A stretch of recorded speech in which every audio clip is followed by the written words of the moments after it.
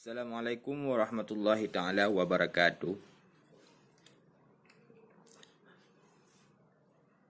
Jina lumpur jelaskan ni bak Wahabi gelantur tak yang na di Aceh.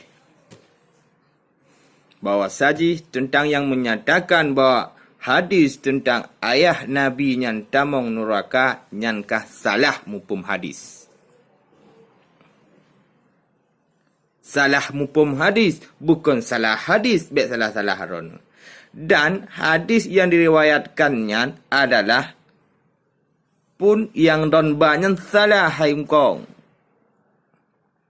Kuprat salah. Hadis tentang yang menyatakan abinya adalah yang di atasnya, yang bermakna adalah paman Nabi, bukan adalah ayah Nabi, hai pangai. Jika fikir secara logika, Abdullah nyan so, sedangkan Abdullah nyan adalah yaitu nur yang truk ba Abdullah, alanya lahir kena ba Rasulullah.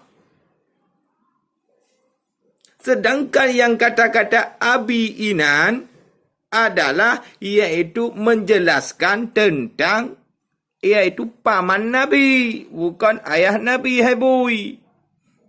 Sesuai lagi kun adalah Imam Ghazali. Kebaikanlah Imam Ghazali. Bermaksudnya yang kenyat adalah ayahna. Yang kenyat yang maksud ji bawah ayah Nabi-nya adalah penghuni syurga kan penghuni neraka. Bib bangai kah? Kajak beut. Kau kajak beut kajak tengen kena binatang palika. Ma gede bui. Nyan penjelasan hadisnya adalah awak don salah mupum makna hadis. Bukan salah hadis. Jak beut le tungku. Bek kajak ma kahinan ka pegah ayah Nabi atau neraka, ayah Nabi atau neraka. Mupum masalah hadis ile baru ka pegah tentang tentang hadis bui kah. Oma ke.